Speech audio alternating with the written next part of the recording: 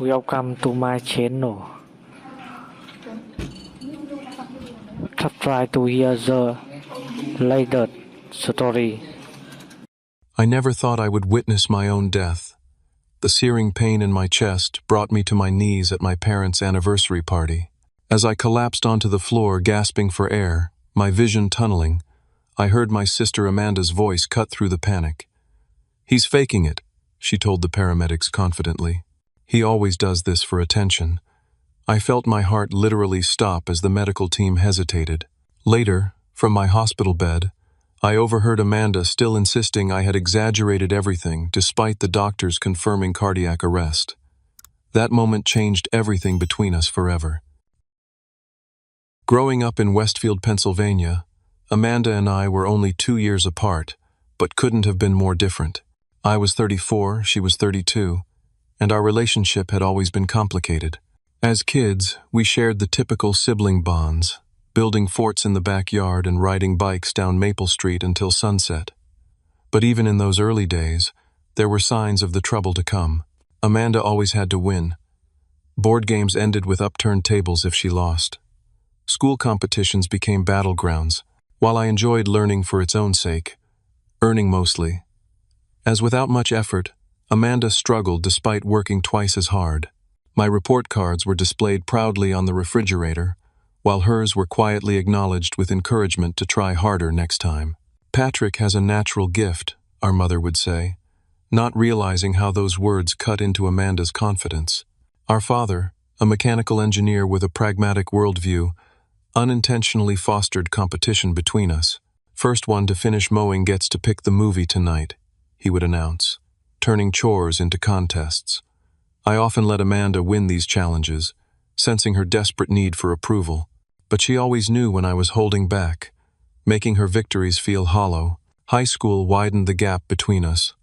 I joined the debate team and excelled in math and science.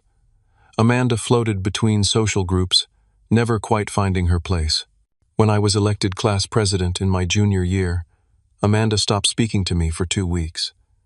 Our parents attributed it to teenage drama, but I recognized it as something deeper and more concerning. Despite the growing tension, I tried to protect our relationship. When Amanda faced rejection from her dream college, while I received acceptance letters from several prestigious universities, I deliberately chose a school closer to home to avoid making her feel inferior. But even that decision backfired. "I don't need your pity choices," she snapped when I told her my plans. "Go to Cornell. We all know you want to." So I did, and the physical distance between us during college years created an emotional chasm that never fully closed. We drifted into a surface-level relationship, exchanging pleasantries at holidays but rarely engaging in meaningful conversation. After graduation, I moved to Chicago and built a successful career as an architect, designing commercial buildings that won several industry awards. Amanda stayed closer to home, cycling through various jobs in retail, administration, and eventually real estate, never seeming to find satisfaction. 6 months ago, I moved back to Westfield when our father began showing early signs of Parkinson's. I wanted to help our parents transition into this new phase of their lives, and perhaps naively, I hoped to rebuild my relationship with Amanda as adults. The first signs of trouble appeared during a family dinner shortly after my return. Our father kept asking about my latest building project, barely acknowledging Amanda's recent real estate certification. "Patrick always knew what he wanted," he said proudly, squeezing my shoulder, focused from day one. I noticed Amanda's knuckles whitening around her fork, her smile tightening into a grimace. After dinner, I overheard her telling our mother that my architecture firm was struggling financially, a complete fabrication that I chose not to correct, not wanting to create conflict so soon after returning. Over the following weeks, I noticed small lies Amanda told about me to family and friends. She mentioned I had been let go from my previous position, when in fact, I had voluntarily left to move closer to our parents. She suggested my condominium in Chicago had been foreclosed upon, rather than sold at a profit. These were minor falsehoods that seemed petty but puzzling. I dismissed them as harmless attempts to make herself feel more secure. Then came the alumni gathering at our old high school. I attended out of curiosity, interested in seeing how old classmates had fared over the years. The evening turned uncomfortable when Trevor Hamilton, now a professor at the local community college, approached me with an odd expression. "So, Amanda told us about your struggles in architecture school," he said, lowering his voice sympathetically. "Must have been tough, having to cheat your way through those technical classes." I nearly choked on my drink. "Excuse me?" "She mentioned the plagiarism issues with your senior project," Trevor continued. "But hey, we've all cut corners somewhere, right?" As I drove home that night, my mind reeled with the implications of what Trevor had said. This wasn't a small embellishment or white lie. This was character assassination, deliberately undermining my professional reputation and integrity. The question was why? What could Amanda possibly gain from spreading such damaging rumors about her own brother? The answer hit me with stunning clarity. If she couldn't rise to my level of success, she would try to bring me down to hers. The revelation was both shocking and profoundly sad. My own sister, someone I had protected and supported throughout our lives, was actively working to destroy my reputation. The morning after the alumni gathering, I called Amanda and asked to meet at the local coffee shop, a neutral territory where we could talk privately. She arrived 20 minutes late, offering no apology, her face a mask of practiced innocence. "Is something wrong?" she asked, stirring her latte with exaggerated concern. "I ran into Trevor Hamilton last night," I said, watching her expression carefully. "He mentioned some interesting things you told him about my time in architecture school." Amanda's face remained impressively impassive. "I have no idea what you're talking about." "You told him I cheated my way through college, Amanda. You said my senior project was plagiarized." She laughed, the sound brittle and false. "That's ridiculous. Trevor must have misunderstood something I said. You know how people twist things." Despite my pressing, she denied everything, eventually turning the accusation back on me. "You've always been so paranoid, Patrick. This is why people worry about you." I left the coffee shop feeling frustrated and gaslighted, questioning whether Trevor had indeed misunderstood. But over the next few weeks, similar conversations with other acquaintances confirmed that Amanda had been systematically spreading lies about me throughout our social circle. The situation worsened when Jessica, a woman I had been dating for about a month, suddenly became distant and eventually broke things off. "I just don't think I can be with someone who's still hung up on his ex," she explained during our final conversation. "What ex?" I asked, genuinely confused. "Amanda told me about Sarah, how you're still in love with her, and just using me as a distraction. I appreciate the honesty, even if it didn't come directly from you. There was no Sarah. There hadn't been a serious relationship since my move back to Westfield. The fabrication was so specific and deliberate that it left me speechless.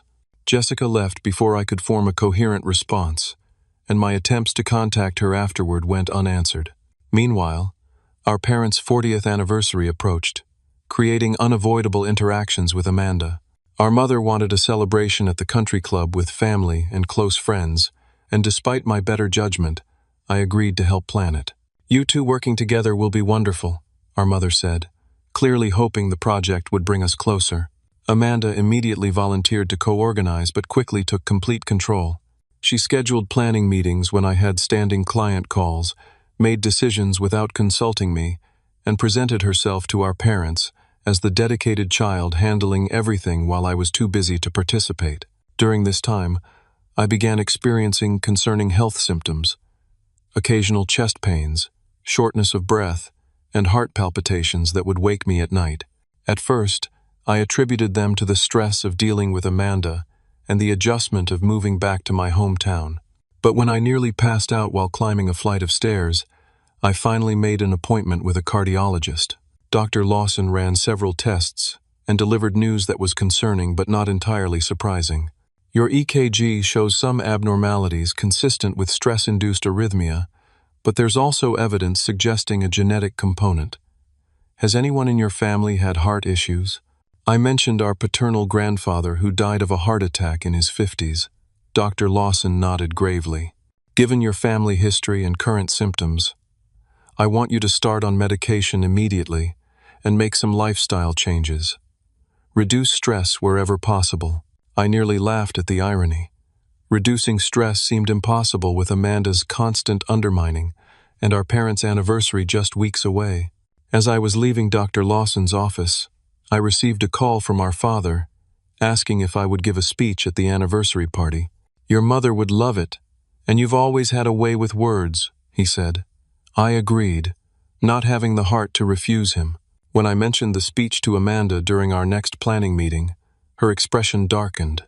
"Dad asked you specifically? Why am I not surprised?" "He probably asked you too," I suggested, trying to diffuse the tension. "No, Patrick. Once again, you're the chosen one," she replied, her voice dripping with resentment. That evening, I discovered something troubling while helping our mother organize financial documents for tax season. Amanda had been borrowing substantial sums from our parents over the past year, totaling nearly $20,000, with no evidence of repayment. When I delicately broached the subject with our father, he seemed uncomfortable and changed the topic quickly, protecting Amanda as he had always done when it came to her mistakes. In a final attempt to repair our relationship before the anniversary party, I invited Amanda to dinner at her favorite restaurant. For the first hour, the conversation remained superficially pleasant as we discussed safe topics like local news and childhood memories. But when I gently raised my concerns about our current relationship, everything unraveled. "I've noticed things have been tense between us," I began carefully. "If I've done something to upset you, I'd like to understand so we can work through it." Amanda's facade cracked, revealing the simmering anger beneath. "Of course, St. Patrick. Always so understanding and magnanimous, it must be nice to be perfect." "I'm far from perfect, Amanda. I'm just trying to have an honest conversation." "Honest? You want honest?"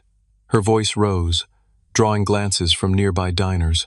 "How about honestly acknowledging that everything has always come easily to you, while I've had to fight for every scrap of recognition? How about honestly admitting that our parents worship the ground you walk on while I'm an afterthought?" Her words stunned me into silence, not because they were true, but because they revealed how thoroughly distorted her perception had become. We left the restaurant in uncomfortable silence, no closer to resolution than before.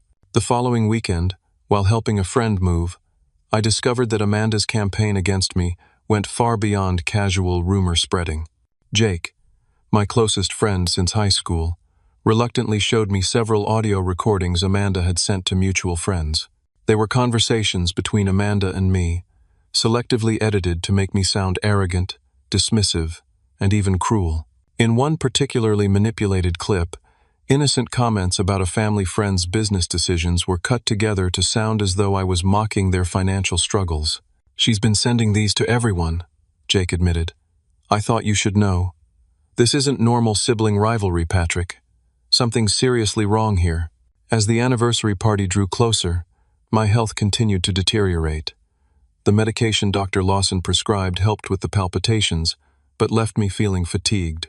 Between managing my architectural projects, helping our parents, and navigating Amanda's increasingly hostile behavior, my body was showing clear signs of strain. But I was determined to make our parents' celebration perfect, regardless of the personal cost. 2 weeks before our parents' anniversary party, I was reviewing building plans with a client when the room suddenly began to spin. My vision blurred, my heart raced erratically, and before I could excuse myself, I collapsed onto the conference room floor. My assistant called an ambulance, and I was rushed to Westfield Memorial Hospital. In the emergency room, Dr. Lawson ordered a comprehensive cardiac workup including an echocardiogram, stress test, and blood work. The results were more serious than we had initially thought. "Patrick, you have a congenital heart condition called hypertrophic cardiomyopathy," he explained, showing me the imaging of my heart. "It's a thickening of the heart muscle that makes it harder for your heart to pump blood. It's likely been present since birth but has only recently become symptomatic due to stress and age." "What does this mean going forward?" I asked, trying to process the diagnosis. "We need to adjust your medication immediately, and you'll need to make significant lifestyle changes. Stress reduction isn't just recommended now, it's essential. Another episode like today could be far more serious, potentially even fatal." I left the hospital with a new prescription and strict instructions to avoid strenuous activity and emotional stress. The irony wasn't lost on me. With the anniversary party looming and Amanda's behavior growing more erratic, stress seemed unavoidable. After careful consideration, I decided to keep my condition private until after the celebration. Our parents had enough concerns with my father's Parkinson's, and I didn't want to overshadow their anniversary with worries about my health. I would tell them after the party, when the timing felt more appropriate. Unfortunately, Amanda discovered my medication while stopping by my apartment to drop off party planning materials. She entered the bathroom without permission and emerged holding the orange prescription bottle, her face a mixture of curiosity and accusation. "What exactly are you taking, Patrick?" she asked, examining the label with exaggerated concern. I considered lying but realized this might be an opportunity for genuine connection. Perhaps my health crisis could bridge the growing gap between us. "I have a heart condition," I explained, taking the bottle from her hands. "It's called hypertrophic cardiomyopathy. The medication helps regulate my heartbeat."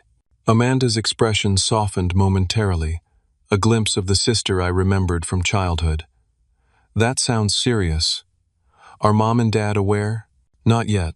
I don't want to worry them before their anniversary. I'd appreciate if you'd keep this between us for now." She nodded solemnly. "Of course.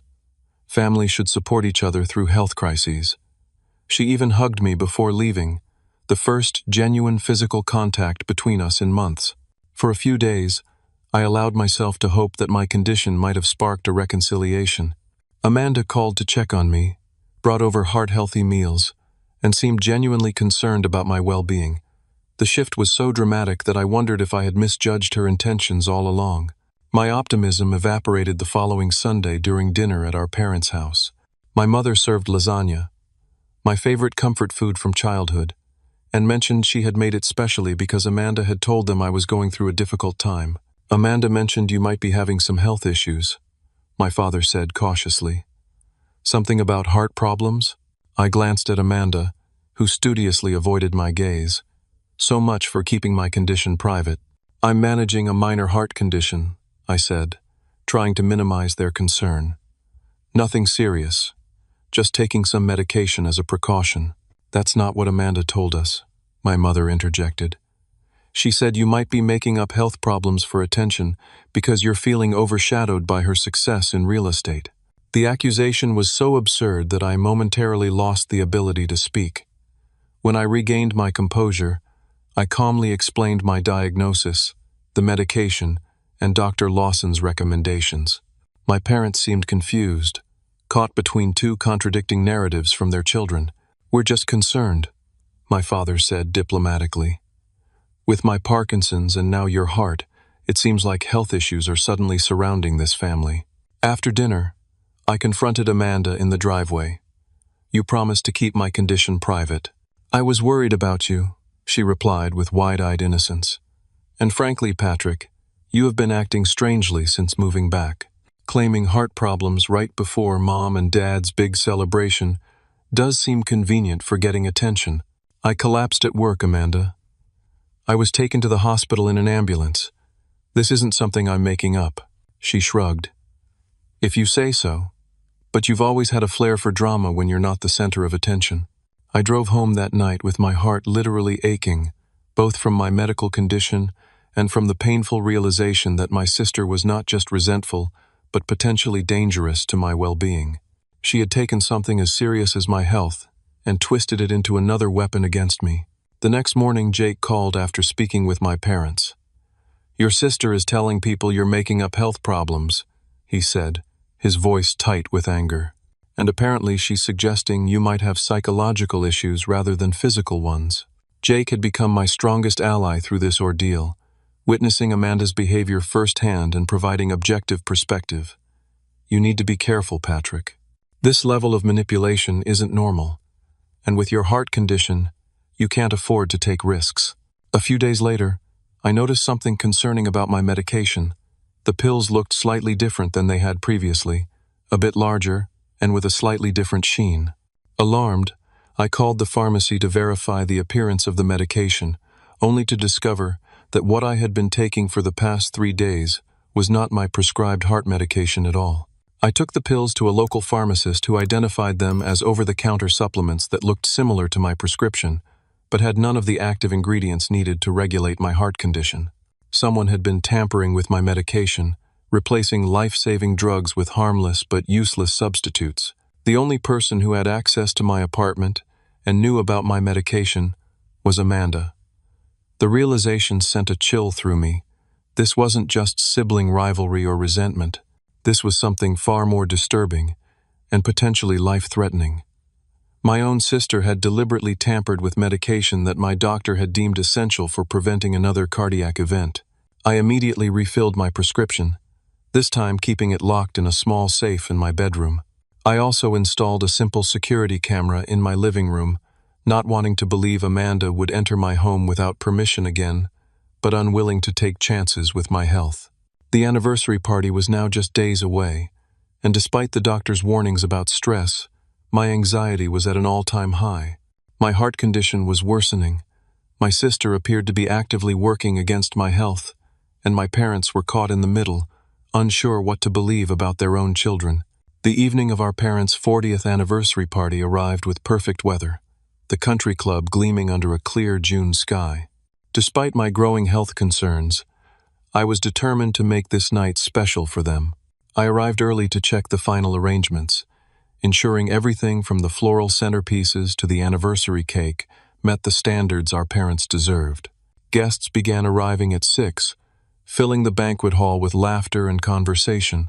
Our parents entered to applause, my father looking distinguished, despite the slight tremor in his left hand.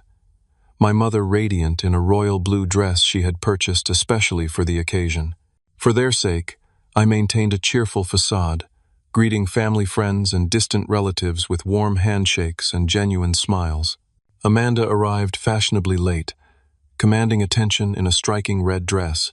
She hugged our parents dramatically, presenting them with an ostentatious gift, a weekend getaway package that I knew she couldn't possibly afford given her financial situation.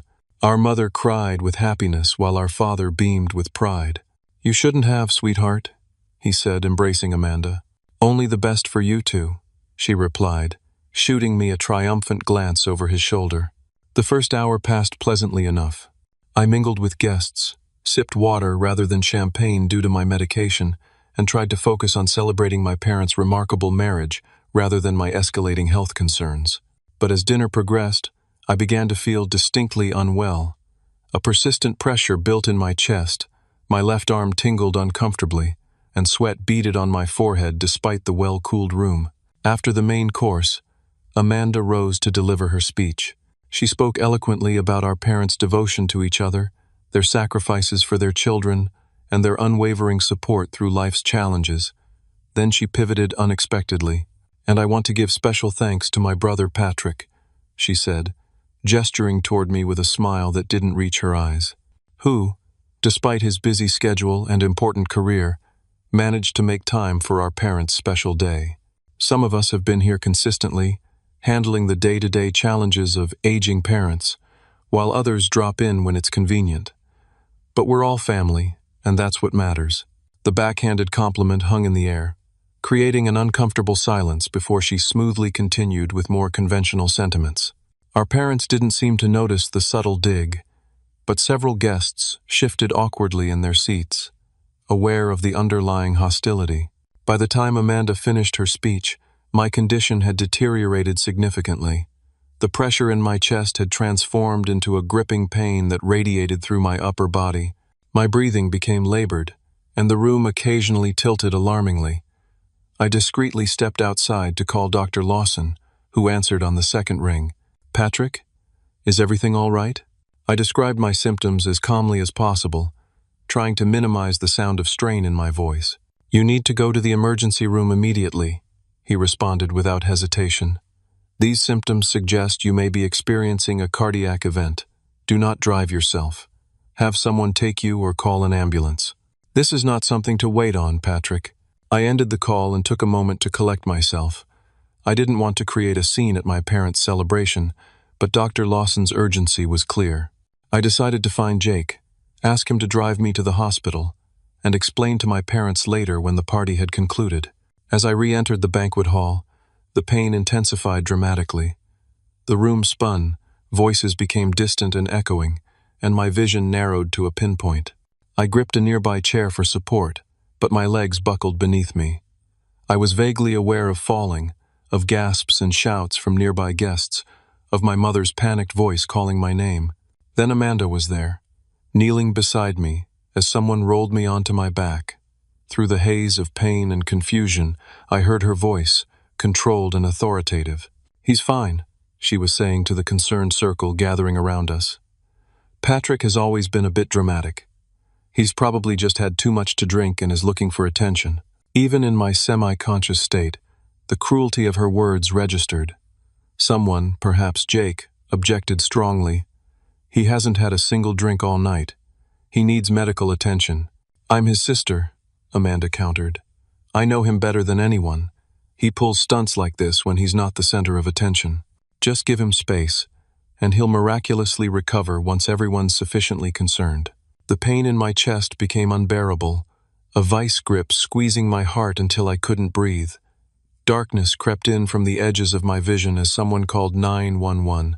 Time fragmented, stretching and compressing unpredictably. I heard sirens, felt hands checking my pulse, caught snippets of urgent conversation around me. The paramedics arrived quickly, professional and efficient. As they began assessment procedures, Amanda continued her campaign of dismissal.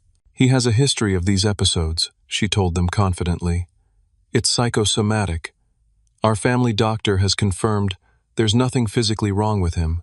One of the paramedics hesitated, glancing from me to Amanda with uncertainty. That moment of hesitation, that split second where medical professionals questioned whether to treat me based on my sister's lies, would later haunt my nightmares. "He's on heart medication." Jake's voice cut through the confusion. "He has a diagnosed condition. Check his wallet. There's a medical alert card." Thank God for Jake. The paramedics found the card, immediately understood the severity of the situation, and sprang into action with renewed urgency. They attached electrodes to my chest, administered medication, and prepared for emergency transport. The last thing I remember before losing consciousness completely was Amanda's face hovering above me, not concerned but annoyed, as if my medical emergency was an inconvenient disruption to her evening. Then everything went black. I later learned that my heart had stopped completely in the ambulance. The paramedics performed CPR and used a defibrillator to restart my heart before we reached the hospital. I was clinically dead for approximately 47 seconds. The strangest part of the experience was that while unconscious, I maintained some level of awareness. I couldn't move or respond, but I could hear conversations around me, like listening to a radio play without being able to participate. This phenomenon, I would later learn, is not uncommon in cardiac patients and has been documented in medical literature, which is how I heard Amanda continuing her campaign of deception even as doctors fought to save my life. "He's been acting strangely for months," she told someone in the hospital waiting room, her voice carrying to where I lay motionless. "Making up health problems, claiming persecution. Our family doctor suggested he might need psychiatric help, but he refused to consider it. This collapse is just another cry for attention." "Mrs. Wilson," a firm medical voice responded, "your brother is in critical condition following a confirmed cardiac arrest. His medical records clearly document a congenital heart condition exacerbated by stress. This is very much a real, life-threatening medical emergency, not a psychological episode. Doctors can be fooled too," Amanda replied dismissively. "Patrick has always been convincing. Even at the brink of death, my sister couldn't acknowledge the truth. Her need to diminish me, to rewrite reality to fit her narrative, outweighed even the most basic human instinct to protect family. In that moment, drifting between consciousness and oblivion, I realized our relationship was beyond repair. Whatever sisterly love had once existed between us had been consumed by her resentment, leaving nothing but toxic ash. I woke up in the intensive care unit 3 days after the anniversary party, surrounded by beeping monitors and the antiseptic smell of hospital disinfectant. My mother was dozing in a chair beside the bed, her face creased with worry even in sleep. My throat felt raw from the breathing tube that had recently been removed, and my chest ached both from the cardiac event and the CPR that had kept me alive. When I shifted slightly, my mother startled awake. "Patrick," she whispered, eyes filling with tears as she pressed the call button for the nurse. "You're back with us." Over the next few hours, through brief conversations limited by my weakened condition, I pieced together what had happened. After my heart stopped in the ambulance, the emergency team had resuscitated me and rushed me into surgery. Dr. Lawson, called in specially despite the late hour, had performed a procedure to regulate my heart rhythm and inserted a small device that would help prevent future cardiac arrests. "You literally died for almost a minute," Dr. Lawson explained during his morning rounds. "If your friend hadn't insisted on immediate treatment and provided your medical information, the outcome could have been very different." My parents visited daily, my father's Parkinson's tremor more pronounced from stress, my mother bringing homemade soup and tearful prayers for my recovery. Jake came whenever hospital policy allowed, bringing books, news from the outside world, and unwavering friendship. Notably absent was Amanda. She did visit, though seldom when others were present, and I quickly developed the habit of pretending to be asleep when she entered the room. This allowed me to observe her true behavior without the mask she wore for others. During one such visit, I listened as she spoke on her phone while standing near the window of my room, believing me unconscious. "Of course I'm at the hospital," she said, her voice carrying clearly in the quiet room. "I have to show support, even if we all know he's exaggerating the severity. The doctors are being cautious because they're afraid of lawsuits, but between us, there was no actual cardiac arrest. Just a severe anxiety attack that he's milking for all it's worth." The casual dismissal of my near-death experience was stunning. Medical records clearly documented my heart stopping, the emergency resuscitation, the surgery to address the underlying condition. Yet Amanda was still pushing her narrative that I was fabricating health concerns for attention. On another occasion, I overheard her speaking with a nurse outside my door. "Has my brother been asking for psychiatric consultation? He has a history of anxiety and hypochondria that our family doctor has been treating." "I'm not authorized to discuss another patient's treatment details," the nurse replied professionally. "But I can assure you that your brother's cardiac condition is very real and very serious." Of course," Amanda backpedaled smoothly. "I just want to make sure he's getting comprehensive care. Mental health can impact physical recovery, you know." Jake, visiting later that day, revealed he had been recording some of Amanda's more egregious statements using his phone. "I hate to do this, Patrick, but something's seriously wrong with her. She's telling completely different stories to different people, and none of them match reality. I thought you might need evidence at some point." He played back several clips. Amanda telling a family friend that I had been abusing prescription medication, leading to the collapse. Amanda suggesting to our father's brother that I had fabricated the heart condition to avoid professional responsibilities. Amanda implying to hospital staff that I had a history of self-harm for attention. "Why would she do this?" I asked, genuinely bewildered despite everything I already knew. What could she possibly gain from denying my medical condition, even after I nearly died? Jake hesitated before answering. "I think, in her mind, you being seriously ill makes you the center of attention again. She can't handle that. Your parents' concern for you diminishes their focus on her, and she can't tolerate being secondary in any situation." A sympathetic nurse, Elaine, who had witnessed some of Amanda's behavior, offered additional insight. "Your sister tried to access your medical records yesterday. She told the administrative staff she had power of attorney for your healthcare decisions. When they asked for documentation, she became quite agitated and left." The implications were chilling. What would Amanda have done with access to my medical information or decision-making power over my treatment? Given her history of tampering with my medication and minimizing my condition, I shuddered to think of the possibilities. Dr. Lawson arranged for a hospital psychiatrist to speak with me, not because he questioned my mental health, but because he recognized the psychological impact of what I had experienced. "Cardiac events are traumatic by themselves," Dr. Harris explained during our first session.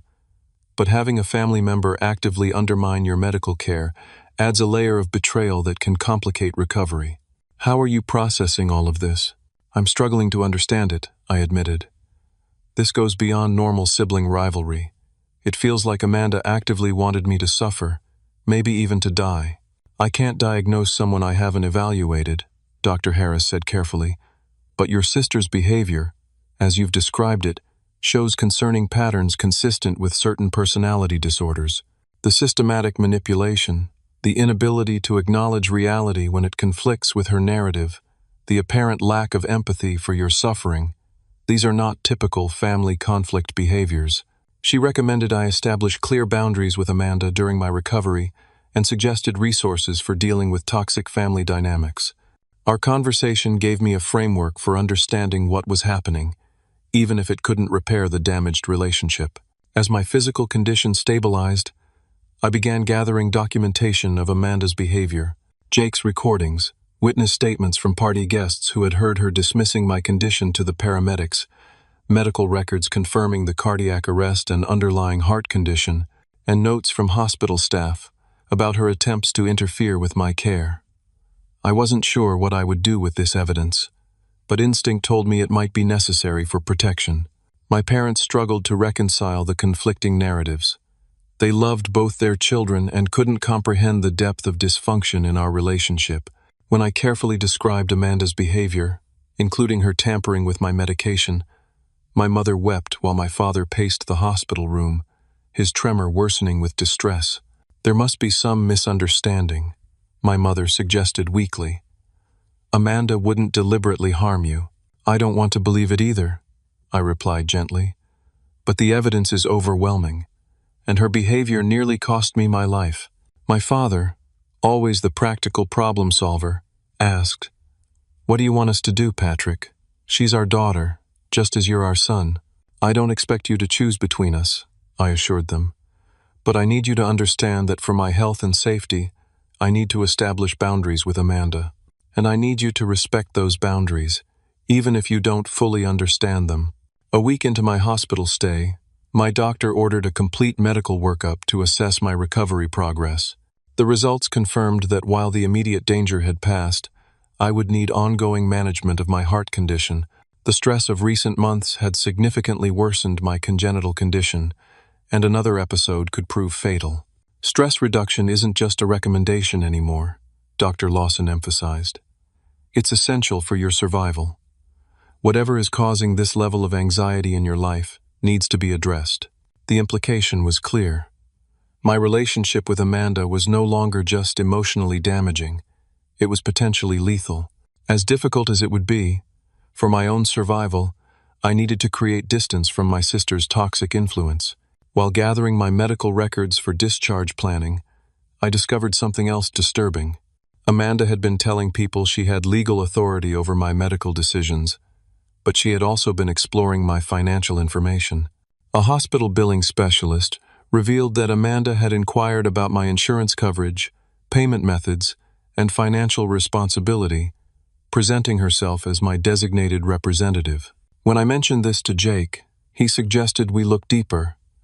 If she's this interested in your medical finances, she might have been exploring other aspects of your financial life as well. With Jake's help, I ran a credit check and discovered what could only be described as systematic identity theft. Amanda had opened 3 credit cards in my name, accumulating over $30,000 in debt that I had been unaware of. She had also attempted to access my retirement accounts, though thankfully without success due to the security measures in place. The discovery left me breathless with shock. This went beyond sibling rivalry or even the manipulation of my medical condition. This was criminal activity that could have devastating consequences for my financial future. Combined with her interference in my medical care, the pattern showed a level of malice I could never have imagined from my own sister. After 2 weeks in the hospital, I was discharged with strict instructions to avoid stress and follow a careful regimen of medication and gradual physical rehabilitation. Jake insisted I stay with him rather than returning to my apartment, concerned that Amanda might have access or at least knowledge of where I kept my spare key. "You can't be too careful right now," he argued. "Not until you've figured out how to handle this situation long term." He was right. My cardiac event had been life-threatening, and my recovery remained fragile. Any additional stress could trigger another episode, potentially with worse outcomes, but I also knew that I couldn't begin true healing, either physical or emotional, until I confronted Amanda directly about her behavior. After careful consideration and consultation with Dr. Harris, I arranged to meet Amanda at the hospital cafeteria the day after my discharge. The location offered both privacy and the security of being in a medical facility with immediate help available if my condition worsened during what would undoubtedly be a stressful conversation. Amanda arrived precisely on time, immaculately dressed as always, a bouquet of flowers in hand as though she were the devoted sister visiting a recovering patient. The performance was flawless, but I now recognized it for what it was, a carefully constructed facade designed for any observers who might be watching. "Patrick, you're looking so much better," she exclaimed, leaning in to kiss my cheek. "We've all been so worried." "Have you really?" I asked quietly, not returning her embrace. "Because I have evidence suggesting otherwise." Her smile faltered slightly before reinforcing itself. "What are you talking about?" "Of course I've been concerned. You're my brother." I placed my phone on the table between us, a recording app open and ready. "I'm recording this conversation, Amanda, for my protection. I want to be clear about that from the start." "That seems unnecessary, and frankly a little paranoid," she replied, her voice taking on a concerned tone that might have seemed genuine to an outsider. "Are you feeling all right? Sometimes medication can cause anxiety and paranoia." "Let's start with the night of Mom and Dad's anniversary party," I continued, ignoring her attempt to question my mental state. "You told the paramedics I was faking my symptoms for attention, even after I collapsed and was clearly in medical distress. That delay in treatment could have killed me." "I was confused and panicked," she countered smoothly. "It was a chaotic situation, and I may have said something that was misinterpreted in the moment. You know how people exaggerate during crises." I played one of Jake's recordings, where she clearly told the paramedic I had a history of these episodes, and that it was psychosomatic with nothing physically wrong. Her words were unmistakable, her tone confident rather than panicked. Amanda's expression hardened slightly. "Recording conversations without consent is illegal in many states. Not in Pennsylvania, which has one-party consent laws. But let's not get sidetracked by legal technicalities. You deliberately interfered with my emergency medical care, Amanda. Why?" For a moment, she seemed to consider continuing the denials, but something in my steady gaze must have convinced her of the futility. Her expression shifted, the mask of concerned sister dropping away to reveal something colder and more calculating. "You've always been the favorite," she said, her voice low and bitter. "Perfect Patrick, the successful architect, the devoted son, the one everyone admires. Do you have any idea what it's like living in your shadow? Having every achievement measured against yours and found wanting? This isn't about healthy competition, Amanda. You tampered with my heart medication. You tried to convince medical professionals that my life-threatening condition was fake. You committed identity theft by opening credit cards in my name. These aren't the actions of someone feeling overlooked. They're calculated attempts to cause harm." Her eyes widened slightly at the mention of the credit cards. "I don't know what you're talking about. I have the credit reports, Amanda. I've already filed police reports for identity theft. The detective handling the case will likely want to speak with you soon." For the first time, a flicker of genuine concern crossed her face. "You're having me investigated by the police? Your own sister? After everything I've done for you? What exactly have you done for me, Amanda? Spread rumors that I cheated in college? Sabotaged my relationships? Told our parents I'm making up health problems for attention? Stolen my identity? Please, explain to me what positive things you've contributed to my life recently." The direct challenge seemed to penetrate her defenses. For a brief moment, something like awareness flashed in her eyes, as though she were seeing her own behavior clearly for the first time, but it quickly disappeared behind renewed hostility. "You've always exaggerated everything," she said dismissively. "Always played the victim when things don't go your way. So dramatic, having a heart attack right in the middle of Mom and Dad's celebration, stealing their moment just like you steal everything else." Her complete disconnection from reality was stunning. My cardiac arrest, confirmed by medical records, ambulance reports, and multiple witnesses, was being framed as a deliberate attention-seeking strategy. In her distorted narrative, even my near-death experience was somehow a calculated move against her. "I think you need help, Amanda," I said quietly. "Professional help. This level of resentment, these distortions of reality, they're not healthy or normal." "I need help?" She laughed bitterly. "That's rich, coming from you. You're the one who can't stand not being the center of attention. You're the one who had to move back to Westfield to insert yourself into our parents' lives just when I was finally building a relationship with them without your interference." I realized then that the conversation was pointless. Amanda was incapable of acknowledging reality when it conflicted with her internal narrative. No evidence, no rational argument, no appeal to familial bonds would penetrate the fortress of distortion she had built around herself.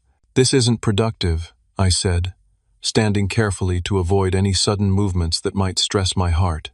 "I came hoping for some understanding, some acknowledgement of what's happened, but I can see that's not possible right now.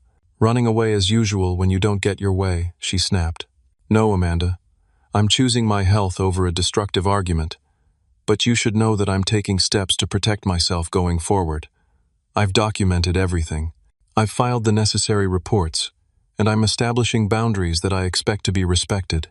"What does that mean?" she demanded.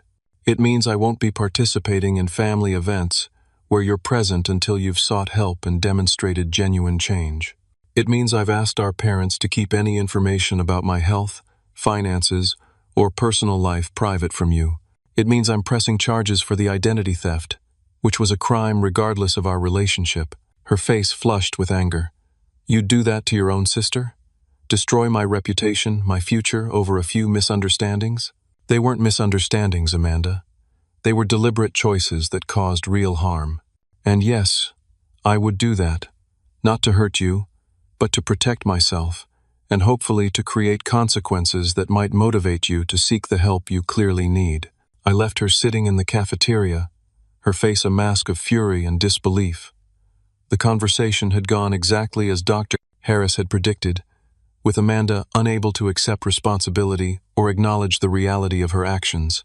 But at least I had been direct and clear about my boundaries moving forward, which was the primary goal of the confrontation.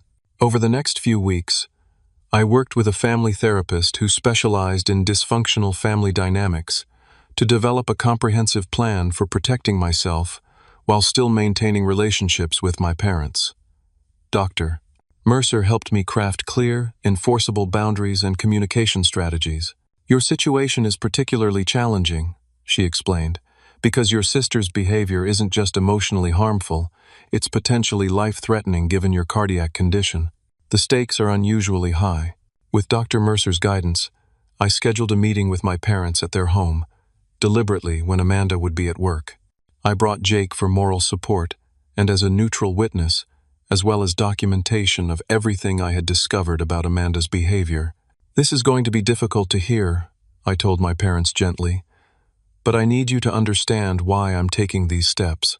Over the next 2 hours, I presented evidence of Amanda's systematic campaign against me: the medication tampering, the identity theft, the deliberate interference with my medical care, the ongoing attempts to undermine my reputation and relationships. I showed them Jake's recordings, the credit reports, statements from medical personnel, and my own careful documentation of incidents over the past several months. My mother wept openly, while my father sat in stunned silence, occasionally running a trembling hand through his thinning hair. The evidence was overwhelming and undeniable, even to parents who desperately wanted to believe the best of both their children. "We had no idea," my mother whispered. "We knew there was tension between you, but this is beyond anything we could have imagined." "What do we do now?" my father asked, his engineer's mind already seeking solutions to this family crisis. "I've consulted with several professionals," I explained. "A family therapist, my cardiologist, and an attorney. They all agree that for my health and safety, I need to create distance from Amanda until she gets professional help. I'm not asking you to cut her off or choose between us, but I am asking you to respect the boundaries I need to set." Those boundaries included not sharing information about my health, location, or personal life with Amanda. not arranging family gatherings where both of us would be present, and supporting the legal consequences of her identity theft without attempting to shield her from responsibility. The identity theft charges, especially I emphasized, might be the only thing that gets through to her. Sometimes legal consequences are the only way to break through denial this severe. My parents struggled with the implications, but ultimately agreed to respect my boundaries. They also, with heavy hearts, acknowledged that Amanda needed help beyond what they could provide as loving but untrained parents. "We'll support both of you," my father promised. "You in your recovery and boundaries, and Amanda in getting the help she needs." The family meeting concluded with a plan for moving forward. My parents would arrange an intervention for Amanda with professional support, presenting her with the evidence of her behavior and offering treatment options. If she refused, they would make it clear that while their love was unconditional, their support for destructive behavior was not. As I left my parents' house that day, I felt a complex mixture of grief and relief. The situation with Amanda was far from resolved, but I had taken concrete steps to protect myself while offering her a path to genuine help and potential reconciliation. For the first time in months, I felt hope that healing might be possible, even if the road ahead would be long and difficult. The intervention for Amanda took place 3 weeks after my meeting with our parents. Dr. Mercer facilitated, bringing in a psychiatrist specializing in personality disorders, while my parents, Jake and I, presented a united front of concern, mixed with firm boundaries. Amanda initially reacted with predictable outrage and denial, accusing us of conspiring against her and fabricating evidence. But when confronted with the irrefutable documentation, including police reports, medical records, audio recordings, and witness statements, her defensive facade began to crack. "Why are you all attacking me?" she demanded, tears streaming down her face. "I'm the victim here. Patrick has always been the favorite. Always gotten everything he wanted while I struggled for any recognition at all." Dr. Greenberg, the psychiatrist, spoke gently but firmly. "Amanda, I understand you feel hurt and overlooked. Those feelings are valid, but your responses to those feelings have become destructive, both to others and to yourself. The behaviors we're discussing today aren't normal expressions of sibling rivalry or family tension. They represent serious issues that require professional treatment." "So I'm crazy now?" she challenged bitterly. "Perfect Patrick is physically ill, so I must be mentally ill? How convenient." "This isn't about labels or comparisons," Dr. Greenberg continued. "It's about recognizing patterns of behavior that are causing harm and finding healthier ways to address the underlying feelings." The intervention lasted nearly 5 hours, cycling through Amanda's anger, denial, bargaining, and finally, exhaustion. When she finally fell silent, my father took her hands in his. "We love you, Amanda," he said, his voice steady despite the tremor in his hands. "Nothing will ever change that. But love means wanting what's best for you, and right now what's best is getting help.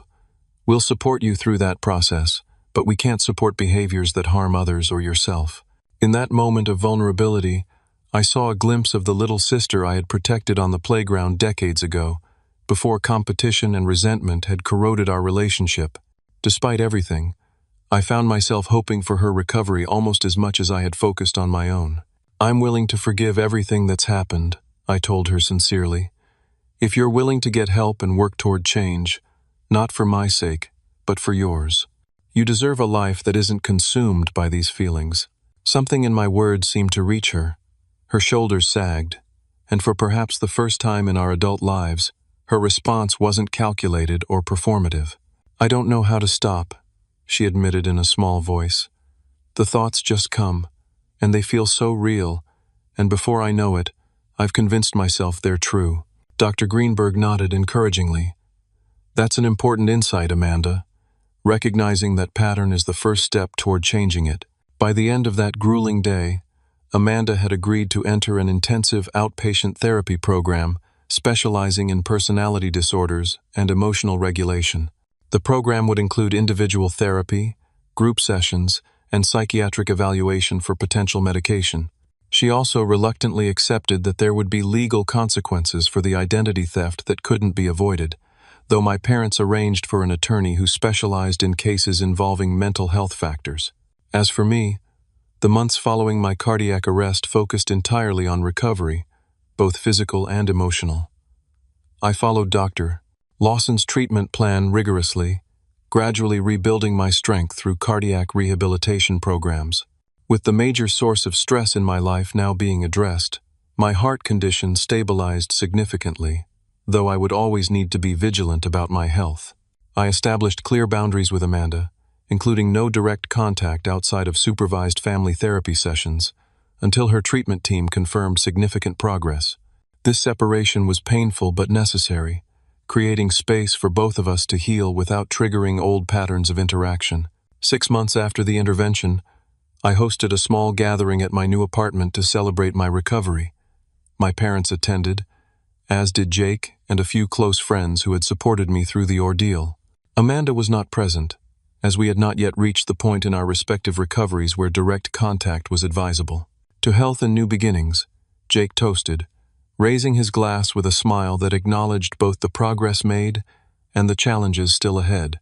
My father, whose Parkinson's treatment had been adjusted and was showing improvement, added his own toast, and to family, in all its complicated forms. The gathering was modest but meaningful, a marker of how far I had come from those terrifying moments when my heart literally stopped. I had faced mortality and emerged with a deeper appreciation for life and its fragility, as well as a clearer understanding of which relationships nurtured me and which ones had become toxic. Around the same time, I began sharing my experience with a support group for survivors of cardiac events. Many members were older, surprised to see someone in their 30s joining their ranks. Their stories of recovery gave me hope, while my experience with familial stress as a contributing factor to heart problems resonated with many who had similar, if less extreme, experiences. Stress doesn't just feel bad, I explained during one session. It can literally kill you. Learning to recognize toxic situations and remove yourself from them isn't selfish, it's survival. These conversations inspired me to develop a foundation focused on supporting people with hidden medical conditions, particularly those complicated by family dynamics or disbelief from others. The Heart of the Matter Foundation began small but quickly gained traction, offering resources, community, and advocacy for those whose invisible illnesses were dismissed or minimized by family members. Amanda's journey was longer and more complex. The therapy program revealed what Dr. Harris had suspected. She exhibited strong traits of narcissistic personality disorder with borderline features, a challenging combination that explained much of her behavior toward me. This wasn't an excuse for her actions, but it provided a framework for understanding and treatment. The identity theft charges resulted in probation rather than jail time, with mandatory continuation of psychiatric treatment as a condition. This legal consequence, while difficult, provided the external structure Amanda needed to remain committed to her recovery when internal motivation wavered. 1 year after my cardiac arrest, Amanda and I met face-to-face in a session facilitated by both our therapists. The meeting was carefully structured to prevent falling into old patterns, with clear boundaries and therapeutic interventions when needed. "I've been working to understand why I did the things I did," Amanda began, her voice steadier than I remembered. The jealousy was so intense it felt like I was drowning in it. "I convinced myself that hurting you was the only way to make myself feel better." "Has that changed?" I asked cautiously. She nodded. "The thoughts still come sometimes, but I can recognize them now for what they are, distortions rather than reality. And I'm learning other ways to cope with those feelings when they arise." "I'm genuinely glad to hear that, Amanda. Your recovery matters to me, even after everything." "Why?" she asked, genuine confusion in her expression. "After what I did, why would you care at all?" "Because you're my sister," I answered simply. "And because holding on to anger would only damage my heart in a different way." That meeting was the first of many carefully managed interactions, gradually rebuilding a relationship that would never be the same as before, but might eventually become something healthier and more authentic. We would never be the close siblings of childhood dreams, but we could learn to coexist with mutual respect and appropriate boundaries. My parents, too, underwent their own healing process. Family therapy sessions revealed patterns they had unknowingly established during our childhood, the unintentional favoritism, the competitive dynamics they had fostered. They worked diligently to change these patterns, learning to relate to each of their adult children as individuals rather than as competing entities. We didn't know the damage we were doing. My mother confessed during one particularly emotional session, "We thought a little healthy competition would motivate you both. We never imagined it would turn into this. You did the best you could with what you knew at the time," I assured her. "And you're doing the right things now, which is what matters." As the 1-year anniversary of my cardiac arrest approached, I found myself reflecting on the extraordinary journey from near death to a new life. The experience had fundamentally changed me, forcing a reevaluation of priorities and relationships that might otherwise have taken decades or never occurred at all. My career continued, but with a better balance between professional achievement and personal well-being. I had learned the hard way that success meant little if your health was sacrificed in its pursuit. I now dedicated a portion of my architectural practice to designing spaces specifically for healing and recovery, bringing my professional skills in line with my personal values. The Heart of the Matter Foundation grew steadily, helping others navigate the complex intersection of physical health, family dynamics, and personal boundaries. Each person who found support through our resources represented a small victory, a life potentially saved from the dangerous consequences of toxic stress. Amanda continued her treatment, with gradual improvement and occasional setbacks, as is typical with personality disorders. We maintained clear boundaries while supporting her recovery process from an appropriate distance.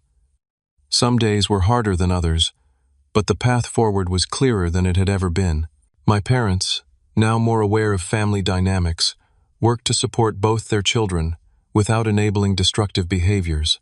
My father's Parkinson's remained stable with treatment, and my mother found unexpected fulfillment in volunteer work with heart disease awareness programs, channeling her experience into helping others. One evening, as I sat on the porch of my new home, watching the sunset with Jake beside me, he asked a question that gave me pause. "After everything that happened, do you regret moving back to Westfield?" I considered carefully before answering. "No, I don't think I do. As painful as this journey has been, it forced issues to the surface that might have festered indefinitely otherwise. Amanda might never have gotten help. I might never have discovered my heart condition until it was too late. Sometimes the most difficult paths lead to the most necessary destinations, and that was the truth I had discovered through this ordeal. My heart had literally stopped, but in that stopping and restarting, it had found a healthier rhythm. My family had been fractured but was slowly healing into something more authentic. The truth, however painful, had ultimately set us all free to begin again. "What would you say to others facing similar family crises?" Jake asked. Always supportive of my foundation work, I'd tell them that sometimes the most loving thing you can do, both for yourself and for the person hurting you, is to establish firm boundaries. That forgiveness doesn't mean allowing harmful behavior to continue, that your health, physical and emotional, is not something you should sacrifice for anyone, even family. And most importantly, that healing is possible, even from the deepest wounds, if you're willing to face the truth and do the difficult work of recovery. As the last light faded from the sky, I felt a sense of peace that had eluded me for too long. My heart, once literally stopped by stress and genetic predisposition, now beat steadily in my chest, a constant reminder of both my fragility and my resilience. The relationship with my sister would never be simple, but it was at least now based in reality rather than fiction, and I had found purpose in helping others navigate similar journeys, turning personal trauma into communal healing. Have you ever experienced a moment that completely changed a relationship in your life? A turning point where things could never go back to how they were before? I'd love to hear your stories in the comments. And if you found value in my experience, please like this video, subscribe to the channel for more stories of healing and transformation, and share with someone who might be struggling with toxic family dynamics. Thank you for joining me on this journey, and I wish you health, both in your heart and in your relationships.